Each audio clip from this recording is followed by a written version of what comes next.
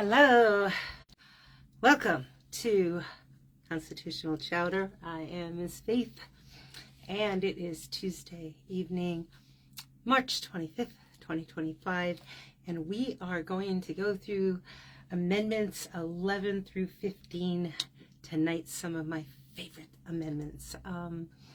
I love all of them, but a lot of things have been going on in our country. In the United States right now, and I think you might find some of these amendments a little timely and important. So we went through the first 10, the Bill of Rights, the last time I saw you, and they were ratified in 1791. And again, as I said previously, it takes 3/4 of the states to ratify an amendment. Also, to start off with, I am not an attorney. I have just been studying the Constitution for the better part of probably 40 years because I started studying it in regards to the 17th century witch panics that went through Europe.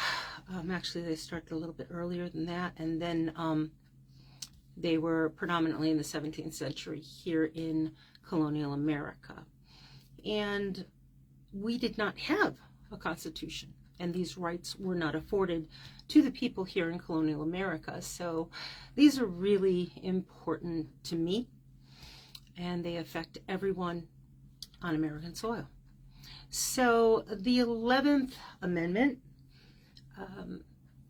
the 10th Amendment that we finished up with last week was the rights are reserved to the states and the people, and you can see that in the last video.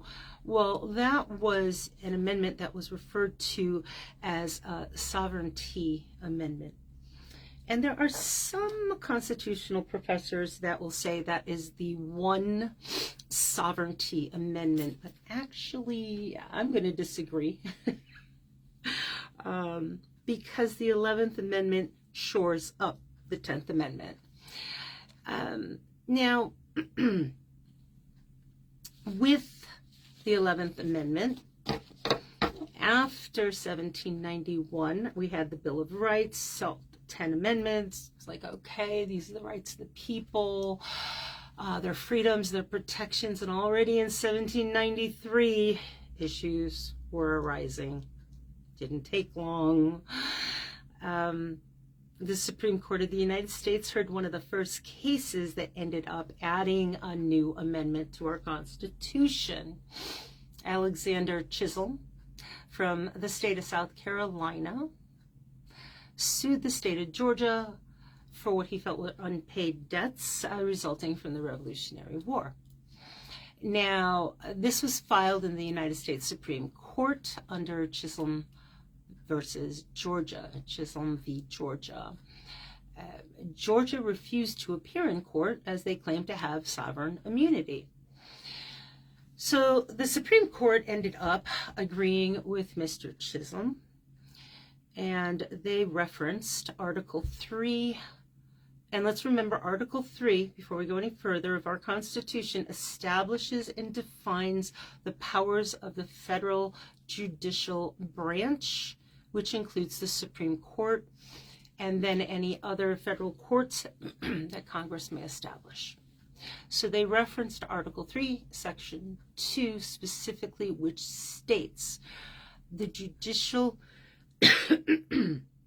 which stated at the time, the judicial power shall extend to all cases between a state and citizens of another state, between citizens of different states, between citizens of the same state claiming lands under grants of different states, and between a state or the citizens thereof and foreign states, citizens or subjects. They stated that the states were subject to the authority of the federal government. This was the decision of the Supreme Court at that time. Well, the states and Congress, who was made up of representatives of the people of all the states, were not happy with the Supreme Court's decision. And this initiated a series of events which culminated in the passing of the 11th Amendment shortly thereafter in the very same year, 1793. That was pretty quick. We only had, at that time, 1793, 16 states at the time. Sorry, I'm off maybe by one, but I'm pretty sure 16 states at the time. And the amendment, the 11th Amendment, then limits the judicial powers of the U.S. Supreme Court. So the wording of the 11th Amendment, which did change Article 3, Section 2. It changed it. And now it reads, the judicial power of the United States shall not be construed to extend to any suit in law or equity commenced or prosecuted against one of the United States by citizens of another state or by citizens or subjects of a foreign state. What does this mean? The amendment protects states from lawsuits on a federal level that they do not consent to. So if someone in the federal government, especially someone high up in the federal government, a governor of one state wants to sue another state, the president doesn't like a state, I don't know, like Georgia or Florida or New York, you pick it, California. No, it's too darn bad. Federal government, and if you are president of the United States, or if you are, in the federal government, you might not like a lot of things that are happening in the country, but you just need to sit there and deal with it, because you don't just get to sue a state. And no, you can't pull in the Supreme Court and have them do your dirty work for you. It doesn't work that way. And the Supreme Court has ruled that states get sovereign immunity from the Constitution, but not from the 11th Amendment. The Supreme Court cannot stand in judgment of states in some cases. That is, if the cases have no federal standing. Now, if there is federal standing, actual federal standing, then that's a different matter. But if it's an issue with a citizen of a state, having an issue with that state, and they dislike perhaps something that that state has decided upon, they really have no choice. For instance, recently there was a bunch of talk. I'm just going to throw this out there because it's perfect for this particular example. The tax, the congestion tax in New York State, in New York City.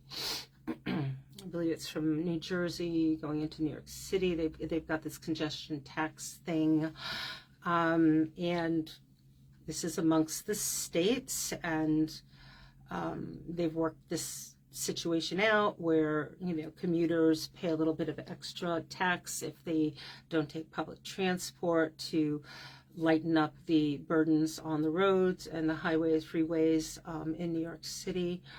And the president decided to make an announcement, a proclamation, if you will, that be gone, congestion taxing. It just well, I can proclaim myself tomorrow to be the Queen of England. It has as much power.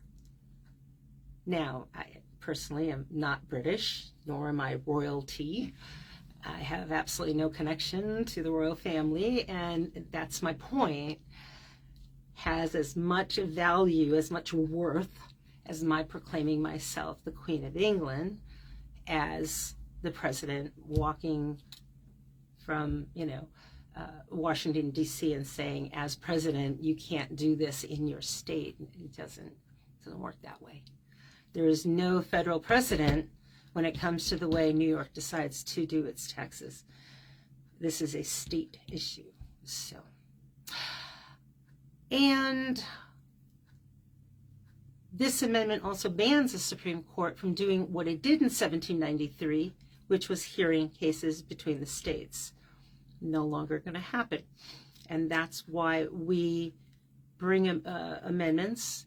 We introduce potential amendments to our Constitution, and they are voted on by the people, the majority of the people of the United States of America. We, the people of the United States of America, not one man, not one governor, one man or woman, not one representative, not one senator. We are a nation of the people, whether some people like that or not. That's just the way it is. The 11th Amendment keeps the sovereignty in the states. So the 10th Amendment is a sovereignty amendment, and I do believe the 11th Amendment shores up the 10th Amendment with this. And as stated, the 10th and 11th were construed and passed. The 11th was construed and passed to support the 10th. Then we get to the 12th Amendment, which is confusing, crazy, and it's like, what? I got to get into some serious history here, but I'll try to keep it interesting and short. From the very first day that we had George Washington as our president, he was elected unanimously by an electoral college. We had the electoral college from the very first day.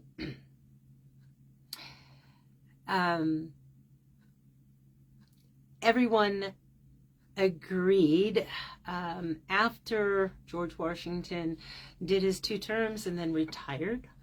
Now, he was elected unanimously both terms.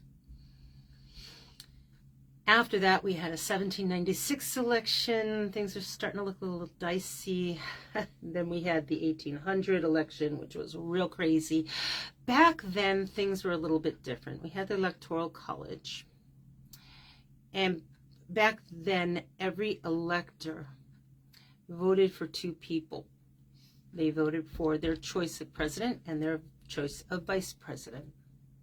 Now, they were voting for men because women didn't have the right to vote yet. And the thing is, they could vote for a president and a vice president even if they were on 2 opposing parties. That could have been a little dicey. And the one with the highest votes became the president, and the one with the second highest votes became the runner-up. Now, of course, you have the electors that were like, okay, and you had 2 parties. You had the Federalists.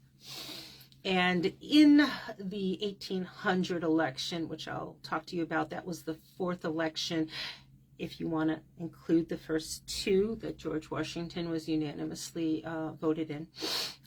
This was the 4th election that was held on American soil. We had 2 parties. We had the Federalist Party, and John Adams was a Federalist, and he chose John Pinckney to be his vice president. And he was running to replace George Washington, who had retired. On the other side, we had Thomas Jefferson, whose party was known as the Democratic Republicans. Yeah, take and think about that for a minute. The Democratic Republicans. That was one party. So,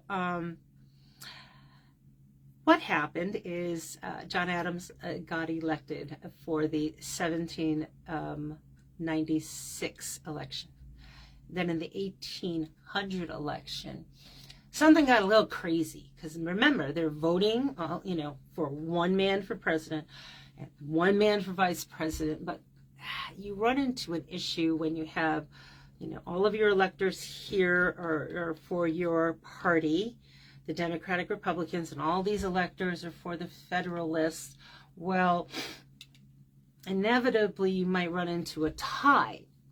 And that's what happened in 1800, where we had a tie vote of Jefferson and Aaron Burr, his who he had chosen for vice president.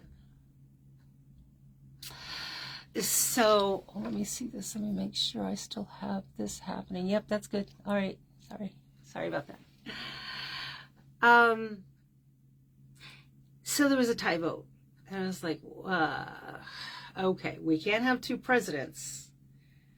And normally the electors would kind of scheme together. Yeah, that's a word. They would scheme together to make sure both men would be of the same party, and one would agree to kind of throw their vote, either vote for the opposing party if there was enough space between votes, and that way you'd have somebody come out on top as president, and then a vote less would be VP. That was what was supposed to happen. It didn't. There was a lack of communication. I don't believe at that time all the electors were in Washington. They were in the different states. They didn't have cell phones. Communication was a little dicey. So everyone voted in 1800, but they had tie votes. Nobody threw their vote away. And after 36 rounds, they finally agreed on Thomas Jefferson as president. And something else happened after this. Besides, after Thomas Jefferson came in, they did very quickly pass this amendment, the 12th Amendment, to take care of this issue. So now the Electoral College, when they vote, they have one ballot, not two ballots for two separate men, one ballot with a presidential candidate and a vice presidential candidate on one ticket, and they vote for that ticket as opposed to two separate tickets. Another thing came out of this was the favorite son concept or syndrome. I don't necessarily know that it would be called a syndrome. That's what it's referred to in some quarters, where we can't have the same presidential candidate from the same state as the VP from the same state. I believe this happened with Bush and Cheney, but they quickly switched residences. I think Cheney switched residences. I use the term Cheney because the family, I believe that he actually originated comes from this town here, Manchester, Connecticut, and we refer to them as the Cheneys because they were very influential in the creation and development of our town. But I think they changed the pronunciation years later. So today, the Electoral College goes to the House of Representatives. We no longer have the issue with tie votes. Every state has the electoral numbers that are representative of the number of people in their state. And the president, the vice president, acts as the president of the House and is to count the votes. That is all the vice president can do. They cannot throw out the votes. They can't refuse to count the votes. They can't go rogue without violating their oath to the Constitution. And we've seen that recently, and thankfully, we haven't had anyone that has violated their oath to our Constitution in that respect. In 1969 to 1971 was the closest we've come in our country's history of abolishing the Electoral College. We still have it today. Interestingly enough, though, in 1800, 16 states were in existence, and Jefferson got 73 electoral votes. Adams got 65. I'm sorry, Jefferson got 73 electoral votes. Adams got 65. And it was the fourth presidential election. Now, at that time, there were very few. Some will say 6 states, but I can only find 3 If anyone knows of the other three, I'd be interested to know, but there were a few states that allowed free African American males to vote, and this was, of course, before the Civil War and the adoption of the 13th Amendment. They were New York, New Jersey, and Pennsylvania, but Pennsylvania and New Jersey rescinded that right shortly thereafter in 1838 and 1807, respectively.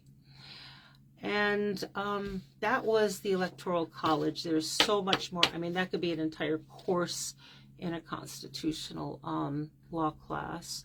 It gets pretty deep and heavy, and there's lots and lots of stuff in there, but that's the simplified version. Then we get to the 13th Amendment, which is when we abolished slavery. This was ratified in 1865.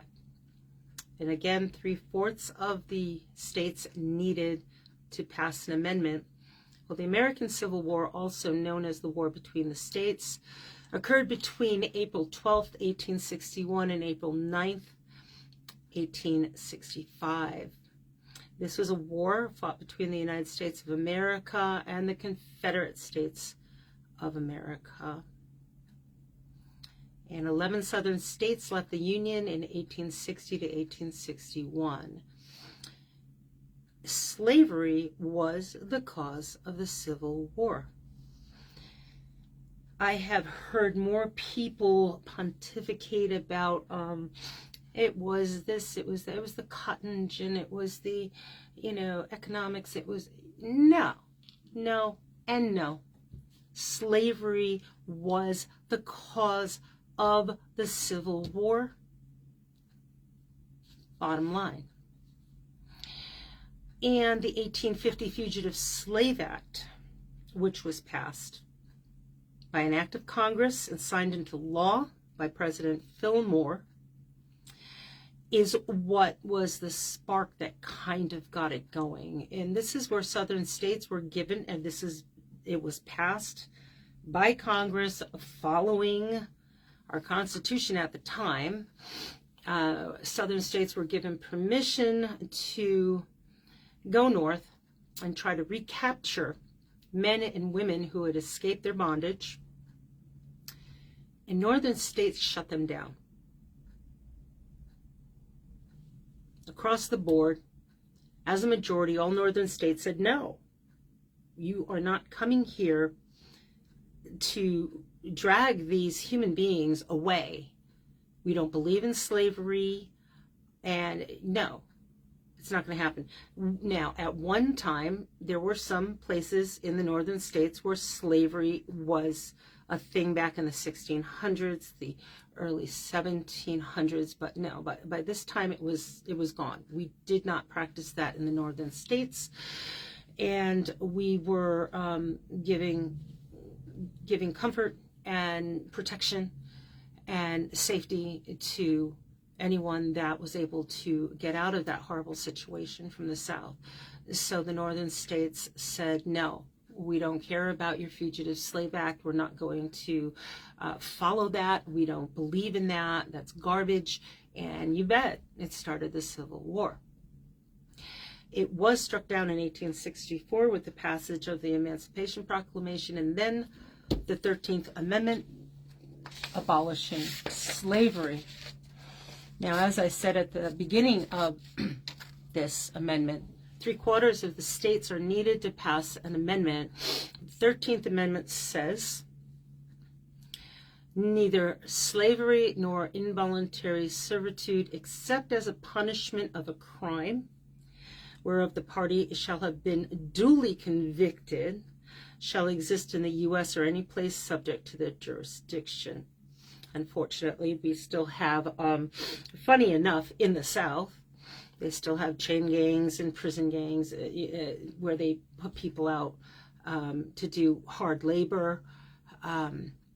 It looks very much like slavery, but that's the laws of the states. So, but that's, again, a state thing. Mississippi, interestingly enough, didn't ratify the 13th Amendment until 1995. Though the certification of that ratification in the National Archives did not occur until 2013. Why? The official paperwork was never sent.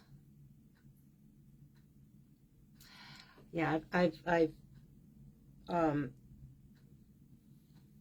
dealt with the situation of people that I know that live in the South. I know personally that have told me, for instance, I knew someone that I choose not to know any longer that lives in Georgia that told me one time, there's no prejudice in Georgia. Quote unquote, I asked the one black man that works in our company, and she was a boss. She was a manager. She asked him, do you think there's any racism or prejudice in our company? And of course he answered no. What is he going to answer? I've been down south, and sadly it exists. It does exist. Racism is not a state where you can visit and leave. It is a state of the heart and soul and mind. So we're, still trying to, get people to understand that human beings should be considered equal. And we're still working on that. But 14th Amendment, ratified in 1868. Love the 14th Amendment. And this one has been in all the news lately. Again, because there are some individuals in our government that just don't have anybody apparently that can explain this basic concept to them. The 14th Amendment grants all citizenship to all persons born or naturalized in the United States. It ensures equal protection under the law and prohibits states from depriving any person of life, liberty, or property without due process. And it certainly does not allow the federal government to do so. The federal government has no ability to do any of this. The Enemies Act that was recently brought up also, that is only if we are being attacked by a foreign country. So no. This requires the United States, the federal government, to provide all persons equal protection under the law within its jurisdiction. And when I say that, this includes non-citizens. And for anyone wondering, how solid is this particular amendment? Because, some amendments, I think like, this is the Third Amendment about housing people in your home, soldiers during, time of warfare. I don't think that's ever really, there was a little bit one time with the National Guard, but it really never got to the Supreme Court. But when an amendment has been in front of the Supreme Court again and again and again and again and again, and it has always been supported, it's always been upheld. That is precedent that cannot be ignored. And the 14th Amendment saying that if you are born on American soil, you are a citizen. It does not matter where your parents came from. Parents could have come from Mars. It doesn't matter. It doesn't matter if you're an orphan. It doesn't matter what color your skin is. It doesn't matter what your religion is. It doesn't matter. It doesn't matter. You're an American citizen, whether somebody in power likes it or not. We've got Ward v. Flood, 1874, Plessy v. Ferguson, 1896, United States v. Wong Kim Ark, 1898, Cummings v. Richmond County Board of Ed, 1899, Regents of the University of Connecticut v. Bakke, 1978, Parents Involved in Community Schools v. Seattle, School District number 1, 2007, Obergefell v. Hodges, 2015, Students for Fair Admissions v. Harvard, 2023. That's just a small portion I gleaned out of dozens, and they've all been upheld. So, no. And to actually go to our Supreme Court and ask them to review this again, one, the federal government cannot do that. It is not an executive board's decision. That is not the executive board's decision. That's not their place. That is not what the Supreme Court is there for. The Supreme Court is there to determine for the people of this country, and not to appease someone who wishes to throw out our Constitution. Then we've got the 15th Amendment, one line. All men, regardless of race, get the right to vote. And that's it. If you are of age, and we'll be talking about the age that changed the right to vote from 21 to 18 a little bit later, and you are a man at this point in the discussion, you have the right to vote regardless of race. Took women a little bit more time before we got the right to vote. That's another amendment. But we have fought for these amendments. We have gotten the rights, protections, and freedoms that these amendments afford us. And like some of these that we had to go back and, make adjustments, like the 11th Amendment. The people in Congress did not like the fact that the Supreme Court decided that the federal government had rights over all the states. They were like, yeah, no, that's not... we can still check with the people that wrote the Constitution because they're still alive. Yeah, they live right down the street. We'll just go knock on John Adams' door and Thomas Jefferson, and they're still here. They didn't go anywhere. We're gonna add another amendment. So that's why we have 27 amendments. We can add, we can take away, we can adjust, but it is a process. It does not take a signature. It takes a lot more than that.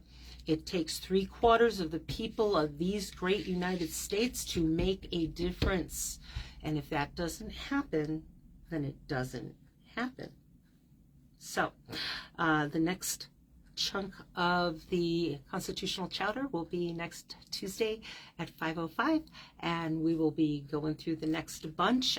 We'll see how many we can get to, and I will see you then. So I hope you enjoyed this, and have a good rest of your day. Thank you for watching, and if you know somebody that would like this, please do me a favor and share it with them. Thanks. Bye.